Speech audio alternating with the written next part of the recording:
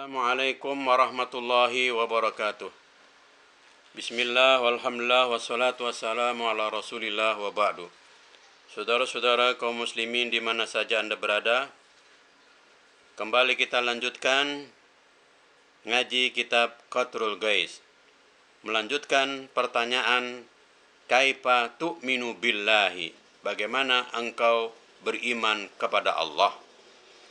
Lanjutannya adalah sifat bakin. Bismillahirrahmanirrahim. Bakin, Allah maha kekal. Maksudnya bizatihil ulia, dengan zatnya yang maha luhur. Aida imul wujudi, yakni abadi wujudnya. La yakbalul pana, tidak menerima sesuatu yang pana atau hancur. Selanjutnya khallaqun, Allah maha pencipta. Ai kasiru izharil maujudati, ai kasiru izhari, yakni banyaknya yang nampak, al maujudati, segala yang wujud. Maksudnya apa? Allah Subhanahu wa taala maha merealisasikan segala yang wujud bi qudratihi, dengan menakdirkan, wa kasiru takdirin, dan banyak yang ditakdirkan. Kulli wahidin, wa kasiru takdiri kulli wahidin, Allah Subhanahu wa taala maha menakdirkan masing-masing yang wujud bimikdarin muayyanin, dengan ukuran yang pasti, bi iradatihi, dengan kehendaknya Allah Subhanahu wa taala. Razzaqun, Allah maha pemberi rezeki. Ai khaliqul arzaki, yakni Allah Subhanahu wa taala yang menciptakan segala rezeki, awil murtaziqahu, yaitu Allah Subhanahu wa taala yang menanggung, sebagai penanggung jawab rezeki, wa huwa wa musiluha, dan yang menyampaikan rezeki, ilaihim, kepada mereka, maksudnya kepada semua makhluk. Wasmur rizki, dan penyebutan nama rezeki itu la yukhtassu bil ma'kuli, la yukhtassu, tidak dihususkan, tidak terbatas, bil ma'kuli, dengan apa yang dalam bentuk makanan, wal masyrubi, dan juga bukan dalam bentuk yang diminum, bal, akan tetapi kullu ma intafa'a, apa saja, setiap apa saja yang mendatangkan manfaat, bihi, dengan sesuatu, berupa apa? Al hayawanu, yang dapat dimanfaatkan semua jenis hewan. Min ma'kulin, yang dapat dijadikan makanan atau berupa makanan, wa masyrubin, dan berupa minuman, wal malbusin, dan yang berupa pakaian, wa ghairiha, dan sebagainya. Wa min a'zamir rizki, dan di antara rezeki yang terbesar, at-taufiqu, yaitu adalah taufik, pertolongan, lit-ta'ati, untuk bisa melakukan ketaatan kepada Allah. Itulah rezeki yang besar, taufik, pertolongan Allah, sehingga kita bisa melakukan ketaatan kepada Allah. Itulah rezeki yang paling besar. Wa rizku kismani, rezeki itu ada dua bagian. Zahirun, yang tampak fisiknya, wahwal aqwatu, yaitulah berbagai makanan pokok, wal at'imatu, dan makanan-makanan, wazalika lil abdani, dan rezeki semacam itu untuk badan, tubuh. Wa batinun, dan rezeki berupa batin, berupa rohani, rezeki yang tidak nampak. Apa itu? Wahya al ma'arifu, yaitu segala pengetahuan, wal mukasyafatu, dan segala hal-hal yang berkaitan dengan mukasyafah, yaitu terbukanya segala rahasia. Ya.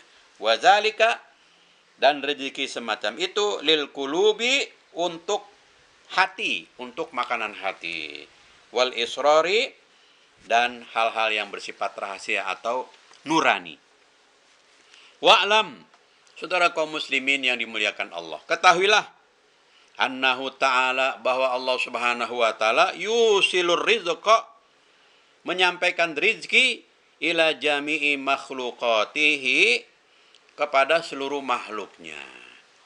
Wa anna min asbabi sa'ati rizki, dan bahwasanya ya, di antara sebab-sebab luasnya rezeki kasratus sholati, ya, banyaknya sholat. Sebab mendatangkan rezeki itu ya banyaknya memperbanyak sholat. Liqauli ta'ala, sebagaimana firman Allah Subhanahu wa taala, wa'mur ahlaka bis sholati, dan perintahkanlah keluargamu untuk melaksanakan sholat. Wastabir alaiha, dan hendaknya ya kamu bersabar dalam mengerjakan sholat. La nasluka rizqan, ya, kamilah yang akan memberikan rezeki kepadamu. Nahnu narzukuka, ya, kami akan memberikan rezeki kepadamu. Wal akibatu littaqwa, dan akibat yang baik itulah bagi orang yang bertakwa. Surat Toha ayat 132. Kata Allah, ya, kita ulangi lagi, wa'mur ahlaka bis sholati, dan perintahkanlah keluargamu untuk melaksanakan sholat. Wastabir alaiha, dan hendaklah kamu bersabar dalam mengerjakan sholat. La nas'aluka rizqan, kata Allah, kami tidak minta rezeki kepadamu. Nahnu narzukuka, akan tetapi Allah lah yang akan memberikan rezeki kepadamu.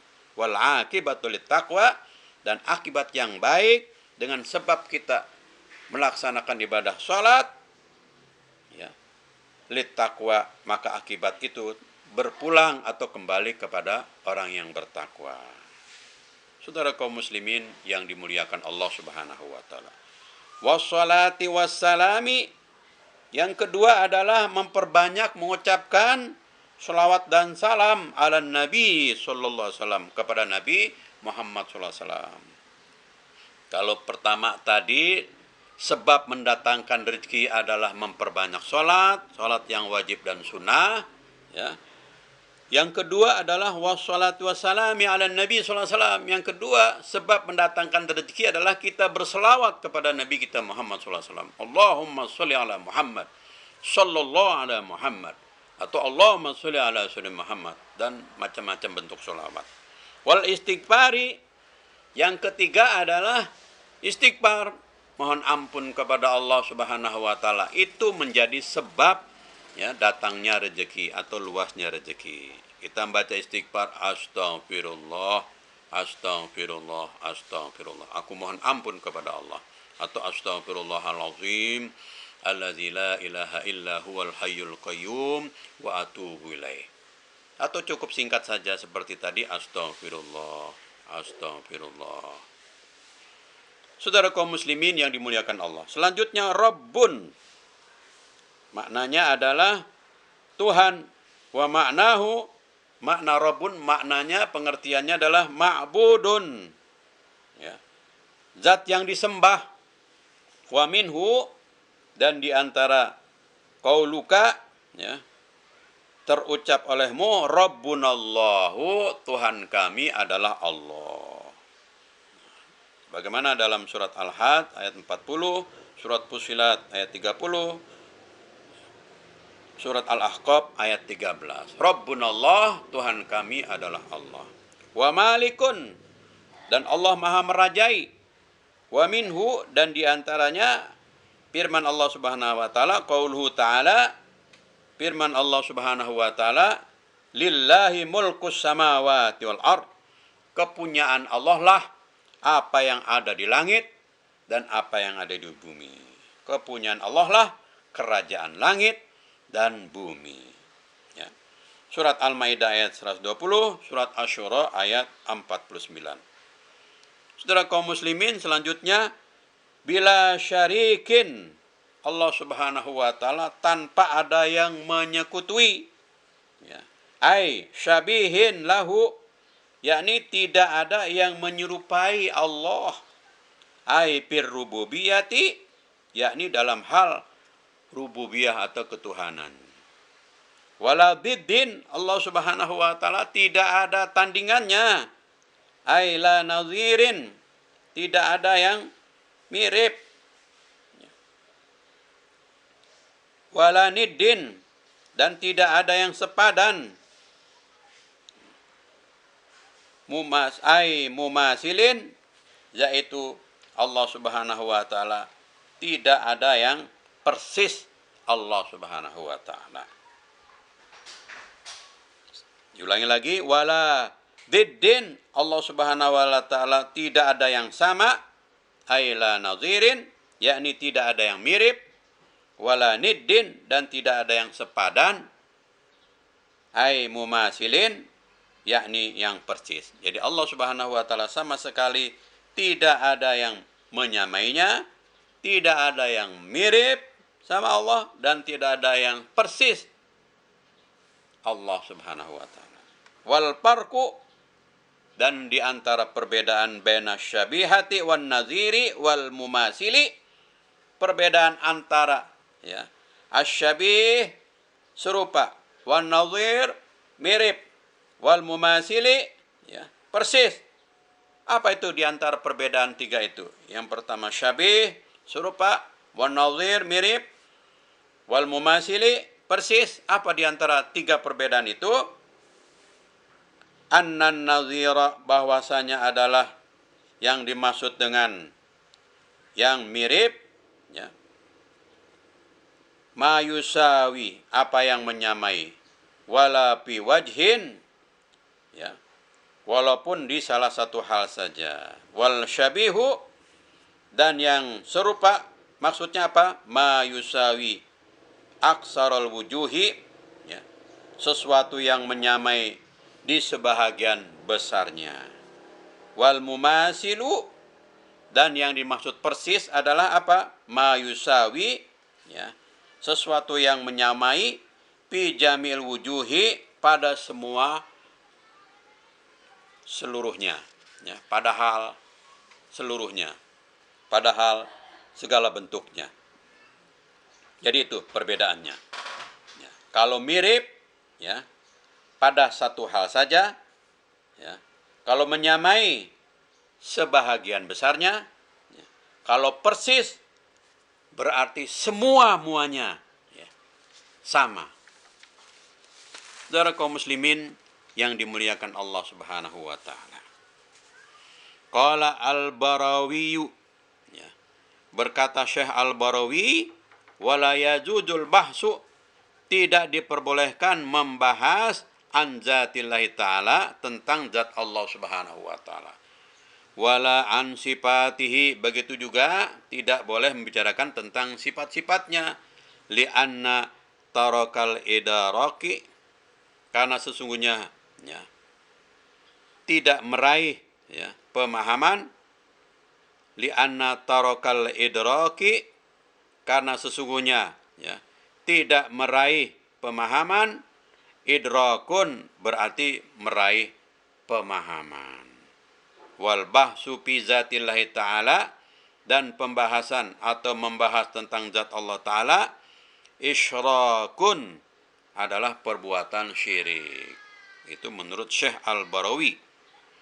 Wa kullu ma khatara bibalika, dan segala sesuatu yang terlintas di dalam pikiranmu, min sifatil hawadisi, ya, dari segala sifat-sifat makhluk, wallahu, maka Allah Subhanahu wa taala bi khilafi zalika, berbeda dengan semua itu, berbeda dengan semua makhluk.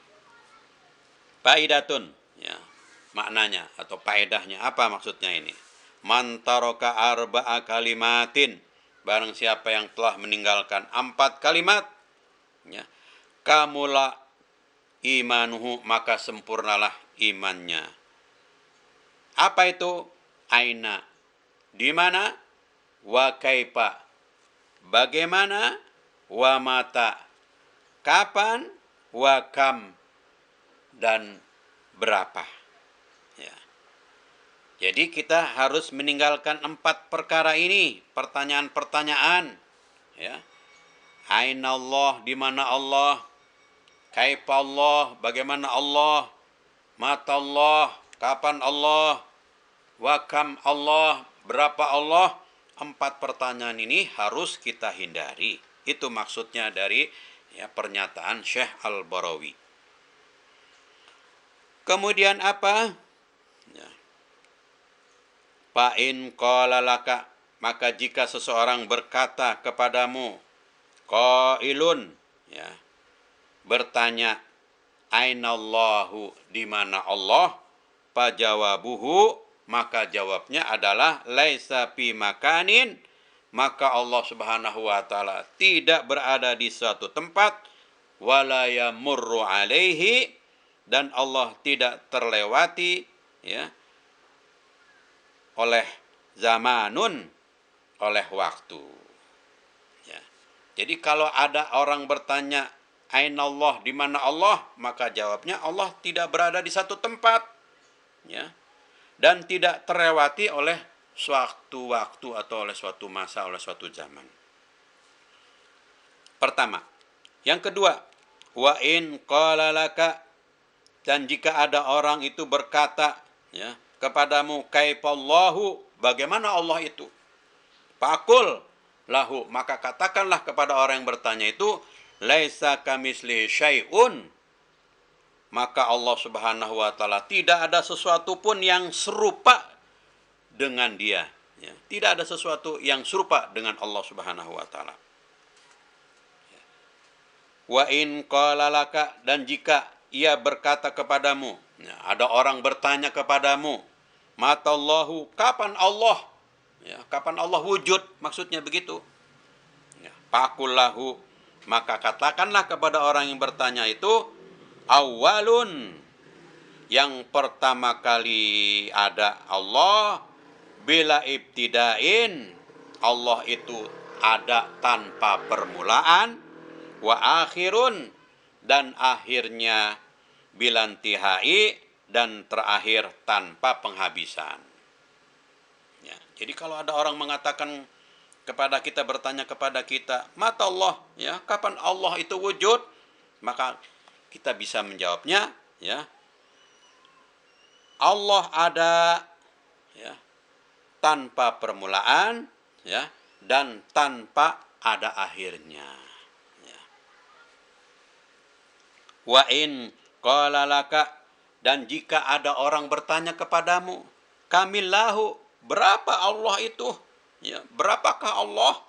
Fakullahu wahidun, maka jawablah ya, pertanyaan itu kepada orang yang bertanya, wahidun, Allah Subhanahu wa taala itu esa, la min killatin, ya, esanya tidak kurang ya, sedikit pun.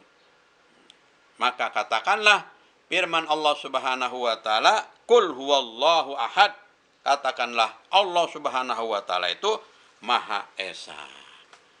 Demikianlah saudara kaum muslimin yang dimuliakan Allah Subhanahu wa taala, ya, kita harus memegangi ya jawaban-jawaban 4 pertanyaan ini. Inilah jawaban Ahlus Sunnah wal Jamaah. Bahwa ingat ya, sekali lagi kita tidak boleh mengajukan 4 pertanyaan, yaitu aina Allah, di mana Allah, kaifa Allah, bagaimana Allah, mata Allah, kapan Allah wujud, wa kam Allah, dan berapa Allah. Ini 4 pertanyaan ini harus kita hindari sebagai seorang Ahlus Sunnah wal Jamaah. Sebaliknya, andai kata ada orang yang bertanya semacam itu, maka jawabannya adalah jawaban mencerminkan Islam Ahlus Sunnah wal Jamaah. Apa itu? Ya, di mana Allah? Allah tidak berada di tempat ya, dan tidak terlewati oleh zaman. Berapa Allah? Tidak ada yang menyerupai sesuatu pun. Bagaimana Allah? Tidak ada yang menyerupai sesuatu pun. Ya. Kapan Allah wujud? Wujudnya, adanya tidak ada permulaan dan tidak ada berakhirnya. Kalau ada orang mengatakan berapa Allah, maka kita mengatakan Allah itu Maha Esa. Demikianlah saudara kaum muslimin, mudah-mudahan menjadi pelajaran buat kita semuanya. Mari kita bentengi akidah Ahlus Sunnah wal Jamaah. Demikian, terima kasih. Wassalamualaikum warahmatullahi wabarakatuh.